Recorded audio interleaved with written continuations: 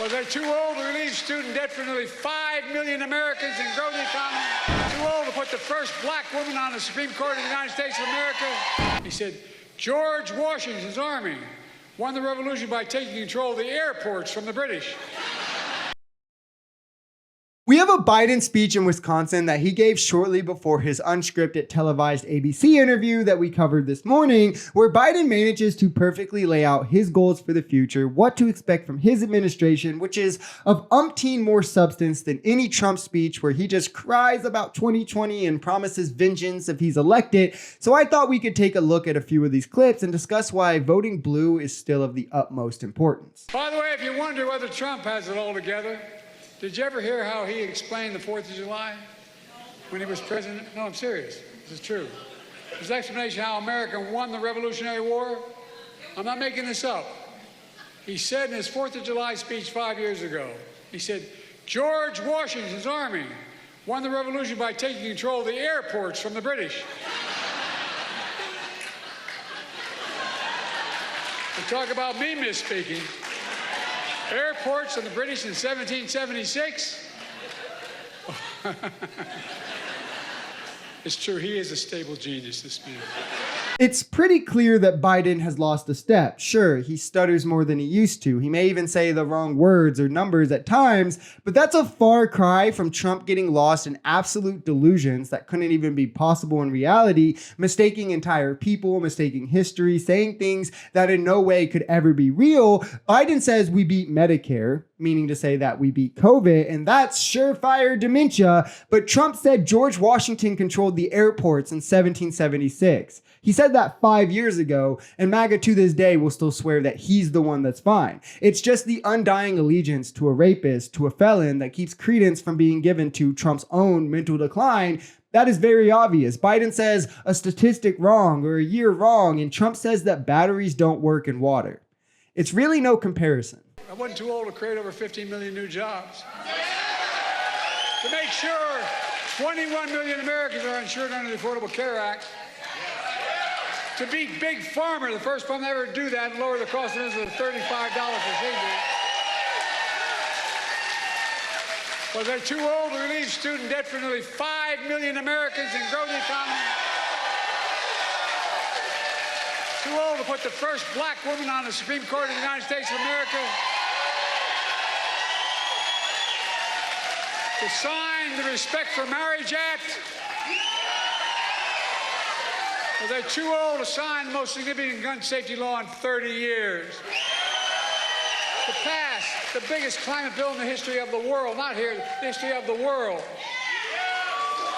But then, my critics say, sure, but he did all that. But that was in the past. What about now? Well, how about the 200,000 jobs we announced yesterday? And this is what MAGA will never talk about. You never hear a factual debunking or proving of the inefficiency of Biden policies. It's always just, but he stutters. Yeah, and Trump assaults women. So I'll take the stuttering as his negative trait over your guy's negative trait. His gun safety bill in 2022 led to urban homicides falling by 12% the next year. Gun-related injury and death dropped by 10% in 1 year, which is historic. He has forgiven more student loan debt than any president in history ever. Even after the Supreme Court blocked his attempt to do it through executive action, he instead decided to bolster the existing programs and use them to an effect that, again, no president before him ever has. He's taken record investments to battle climate change, done more action to prevent it than any president or any country in history. He's creating over 200,000 jobs regularly, 219,000 in May, 206,000 in June. Trump's pre-COVID average was 190,000. He's taken wages to outpace inflation, something that did not happen under Trump. In terms of successes, the things that should matter about the presidency, it's not even close. What kind of America do we want to be?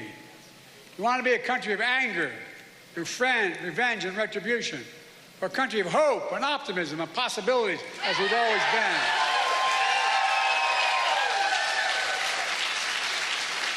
I want a country where women have a right to make their own health care decisions. Trump wants an America where abortion is banned and women are punished.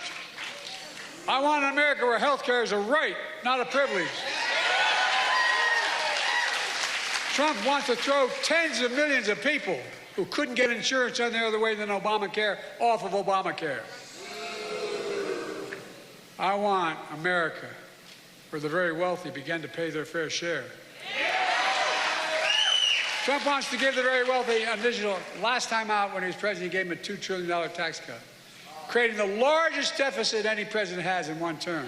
The right talks about the left spending, fiscal responsibility is supposed to be something that Republicans care about, yet they champion the man who extended our deficit by more than any other president ever, the man who is allowing your zip code to determine your rights. Throughout history, the people who have always taken that stance were always the oppressors, like slavery, when your zip code decided your freedoms. The question is exactly as Biden stated: what kind of America do you want it to be? And the answer for me, for the majority of citizens, is ones that respect its citizens, upholds democracy, and doesn't put criminals, rapists, on a pedestal. If you enjoyed this video, we're Social Society. We're a commentary channel influenced by politics, society, and the economy. We are pretty left-leaning on this channel, but we're open to our right-wingers as well. The biggest thing here is having conversations that get everyone to the bottom of the truth. If that sounds like something that could interest you, consider smashing that subscribe button, leaving us a like, or even commenting on this video. We even have memberships available as low as $3 if you'd like to support,